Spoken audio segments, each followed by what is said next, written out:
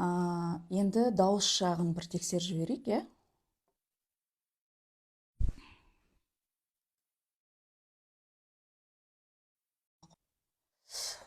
Дауысым анық естіліп тұр ма?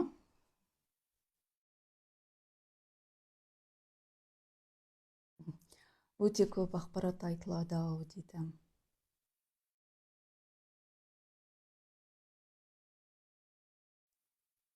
Арасында 1 сағат уақыт тауып, эфирге шығып отырмын, ақпараттармен бөлісейін деп. Комментарийді өшіре тұрайын, иә, кедергі жасайды бізге. Қажет кезінде қосамыз. Амансыздар ма? Өзгеріс мықты болып жатыр қазір, иә. Сезіп жатсыздар. Қазір енді айтайын деп тұрған тақырыбым мына балаларға қатысты. Біздің оян деген чатымыз бар. Енді ондай чат бірнешеу. 1 жыл болды ол чаттың құралғанына. Шамамен 1000-дай адам отырады ғой деймін. Кеше кешкісін сол чатқа кішкентай ұл баланың жоғалып кеткені туралы ақпарат келді. Сосын біз қыздармен жаңағы баланың қайда екенін қарап көрдік. Бала өзі аутизммен ауырады екен. Енді ауырады деп айтуға болмайды. Аутизм өлшемінде өмірге келген бала, ерекше бала. Сөйтіп қарасақ, ол бала адасып кеткен екен. Адасып бір жерде подвал ма, әйтеуір қараңғы жерде бір қорқып, өзі мұздап отырғанын көрдік. Сөйтіп ол чатқа қазір санаулы уақыттан кейін бала табылады деп жаздық. Арада бір 10 минут өткен жоқ, расында ол бала табылды. Кейін тәлімгерлерінен сұраймыз, яғни тәлімгерлер уже біліп қалдыңыздар, иә, біздің қасымызда жүрген періштелеріміз, яғни ангел-хранительдеріміз. Баланың періштелері, яғни тәлімгерлері қорғап тұрған екен. Себебін сұрадық енді. Мүмкін жаңағы солай болу керек болды ма? Не үшін бұндай жағдай болды? Өйткені ол оқиға Астана қаласында болған.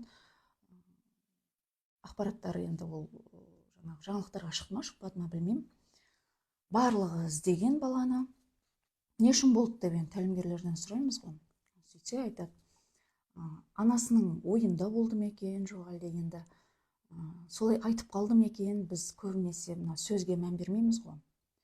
Ой мен сөздің қазір күші өте мықты болып тұр. Не ойлайсыз, бірден орындалады. Не айтасыз, бірден орындалады. Анасы енді біз шаршаған кезде, туф, сендер мені шаршаттыңдар. Шаршадым деп көп сөйлейміз балаларға. Шуылдап кетеді ғой, ондай кезде әдейі шуылдатады еще баланы. Шуылдатып, кәдімгі сізді тексереді. Анасының, яғни бұл жерде қатесі болып тұр. Баладан шаршадым деп айтты, және мүмкін ол ойында сондай болды ма екен, әлде бір ашумен айтып қалды ма екен. Анасына сабақ болсын деп осы ситуацияны бетпе-бет алып келдік деді. Және ол чатта енді 1000 адамның ішінде кейбір аналардың балалары сондай ерекше бала болса керек. Бір жағынан осы чаттағы аналарға да сабақ болсын деп бұл ситуацияны беріп отырмыз. Және өмірде біліп қойыңыздар, кездейсоқ деген нәрсе жоқ. Барлығы жоспар бойынша. Қасыңызда бақылап тұрған, басқарып тұрған, сізге бағыт бағдар беріп тұрған күштер өте көп.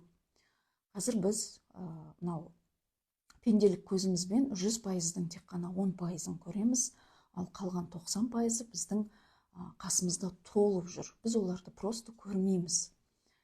Мынау ғалам мүлдем бос емес дейді ғой, айналамыздың барлығы бос емес. Барлығы өзінің жұмысын атқарып жүр.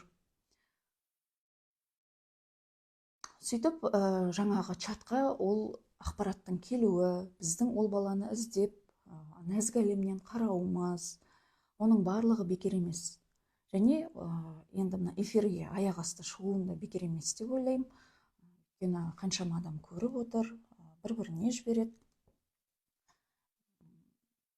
Бұл эфир арқылы көп анаға сабақ болсын деп айтқызып отырған сияқты. Сөзге абай болыңыздар дейді. Өйткені ол аутизммен келген бала сізге көмекке келген бала. Ерекше бала дейді сол үшін.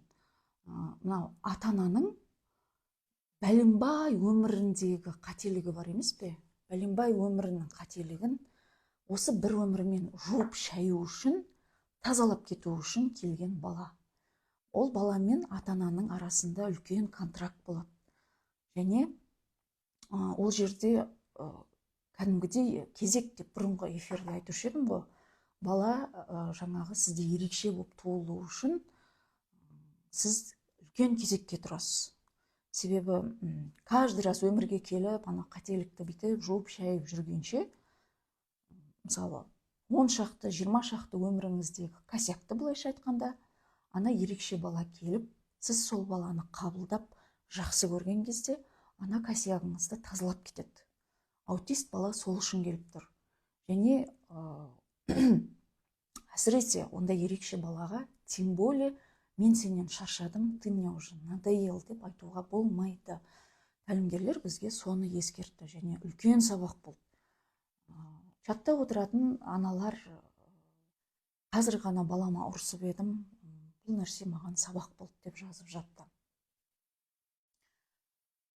Сөзге абай болу керек, өйткені қазір айттым ғой, энергия потокі өте қатты. Ойымыз, сөзіміз бірден қабыл болып жатыр. Өткен жолы қасымызда бізбен жұмыс жасап жүрген күштер бар ғой.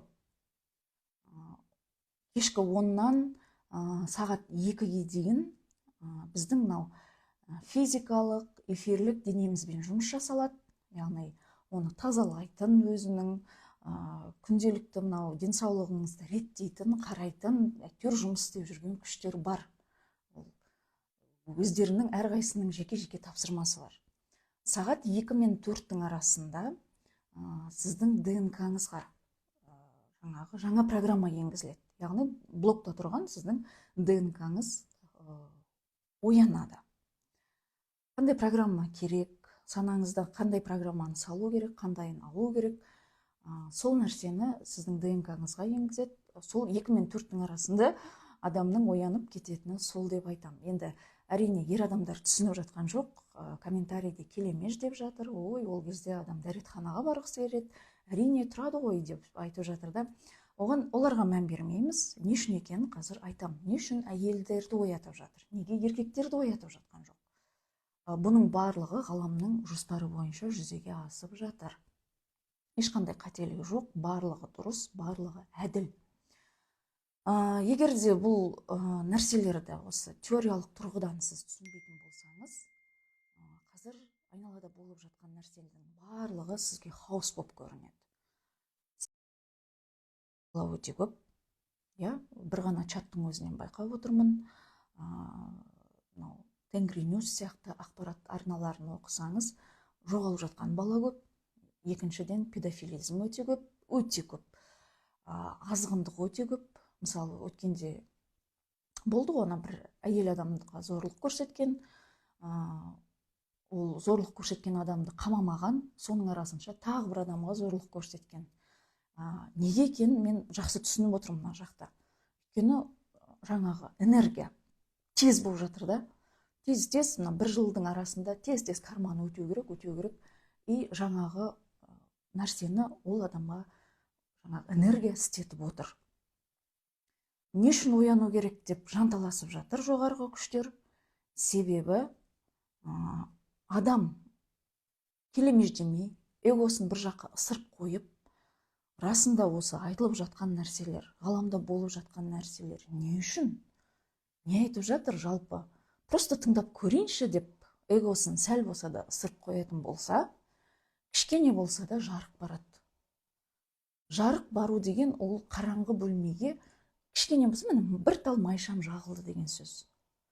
Ал жарық бар жерде қараңғының күші жоқ. Адамға кішкене болса да санасына нұр барған кезде, ол зерттейді ары қарай, зерттейді. Сол кезде жаңағы жанына тыныштық келеді біріншіден, екіншіден түсінік келеді, үшіншіден мынау азғындықтан құтылады, азғындықтың жібін үзеді. Біз пенделік санамен қараған кезде әрине әділетсіз болып көрінеді, мен қазір айтатын нәрсем. Бірақ екі жанның арасында жоғарғы әлемде жерге келмес бұрын контракт жасалады. Яғни переход кезінде біз кармамызды өтеуіміз керек. Бұрынғы ескі қара дәуірде, яғни бір адам бір адамға жаңағыдай азғындық жасайды ғой, зорлық жасайды, өлтіреді, маньяк болды, білмеймін. Енді өмір болғасын бәрі болды. Сөйтетті екі жан жаңағы рух әлемінде контракт жасалады. Сонда айтады, шарт қойылады. Міне переход кезінде екеуміз өмірге келеміз, мен кішкентай бала болам, сен үлкен боласың. Мен кішкентаймын, сен үлкенсің. Үлкен болып, сенде екі таңдау тұрады. Егер жалпы өзіңнің өмірге не үшін келгеніңді түсініп, переход кезіндегі болып жатқан жағдайдың барлығын қабылдап, сен түсінген кезде екеуміздің арамыздағы жаңағы жіп, карма жібі үзіледі. То есть сен жаңағы азғындыққа бармайсың, сен маған зорлық көрсетпейсің. Ал егер де сен оны түсінбейтін болсаң, қабылдамайтын болсаң, соқыр мылқау болатын болсаң, онда амал жоқ, сен жаңағы маған зорлық көрсетесің. Екі таңдау сенде тұр. Міне осы контрактпен екеуміз өмірге келеміз деген екі жанның арасында осындай келісімшарт жасалады. Қазір енді не үшін оян деп сілкілеп жатыр, не үшін ақпаратты жан-жақтан беріп жатыр, неге жүректен қысып жатыр, неге қарызбен, ақшамен қысып жатыр. Өйткені адам қиналған кезде, жаны қиналған кезде дірілдеп кәдімгі ізденіп кетеді ғой. Жаны қиналмаса ізденбейді. Осы нәрсенің барлығын түсіну үшін беріп жатыр. Оян деп жатқандары сол. Адам оянған кезде жаңағы азғындық, невежествоның барлығы үзіледі. Бәленбай ғасырдан бері үзілмей келе жатқан карманың қалың жібі сол кезде үзіледі. Оян деп жатқан себебі сол. Түсінбейтін адамдар үшін әрине, кеше мысалы Филиппинде үлкен жер сілкінісі болды. Қаншама адам жаңағы үйсіз күйсіз қалды. 17-сі күні кеше ғой, бізде Бразилияда жер сілкінісі болып жатыр, анау Сауд Арабиясын су басып жатыр. Былайша қарағанда кәдімгідей үлкен катаклизмдер болды. Ол жер ананың өзі кәдімгі дірілдеп, уже сілкіп тұрып оятып жатыр да. Қазір тағы да бір бәленбай жыл ұйқыда тұрған жанартау, яғни вулкан атқылауда. Северное сияние, Индонезия ма, соның төбесінде көрініп тұр. Біз пенделік санамен қарап, аспандағы қызыл жасылды тамашалап мәз боламыз, әдемі деп. На самом деле ол белгі болып тұр, шыны керек. Сол жерде бір үлкен энергияның келе жатқанын, адамдар просто саналы түрде ояну керегін, ол белгі беріп тұр. Бүгін сторисіме салдым ғой, қай жақ, анау кешкі аспан екіге бөлініп тұр. Бір жағы сап-сары, жап-жарық, әп-әдемі де, екінші жақ қап-қара. Аспан просто осылай екіге бөлініп тұр. Оның өзі үлкен белгі. Адам қазір жерде өмір сүріп жатқан адамдардың екіге бөлініп тұрған белгісі. Осының барлығын түсінген адам кәдімгі жоғарғы лифтпен жоғары қарай кетіп қалған сияқты сезімде жүр. Ол адам үшін өмір тамаша, өмір ғажап, өмір енді басталып тұр. Себебі түсініп қабылдаған кезде бұрыннан келе жатқан кармалар үзіліп жатыр. Көп әйел үшін өмір енді басталып, кәдімгідей секіріп, қуанып жүр. Ол әйелдерді көріп, мен де қуанам сөзін шыны керек. Мен үшін дейді өмір енді басталды. 10 жыл өмір сүрген күйеуімді мен қазіргідей жақсы көрген емеспін дейді. Бұл бағанағы сіздер айтып жүрген квантовый скачок, сананың жоғары қарай секіріс жасауы, яғни адамның рухының оянуы. Осы нәрселерді бізге қазір түсіндіріп жатыр. Былай қараған кезде енді тапсырма қиын емес. Просто эгомыз кішкене жібермей тұр, логикамыз жібермей тұр. Айтып тұрған нәрселер мынау қиялдың әңгімесі деген көкейдегі мынау бір эго тас түйін болып қатып тұр да бір орында. Егер просто логиканы алып тастап, жүрекпен, мынау жүрек көзімен қарайтын болсаңыз, просто бір күн хотя бы көресіз өмірдің жеңіл екенін, өмірдің ғажап екенін. Жаңағы аспанның екіге бөлініп тұрғаны, бір жағы жарық, бір жағы қара болып. Ол жердегі адамдардың қазір екіге бөлініп жатқаны. Ол автоматом сондай болады. 2024-те көресіздер, жер бір планетада өмір сүреміз, бірақ біз екіге бөлінеміз.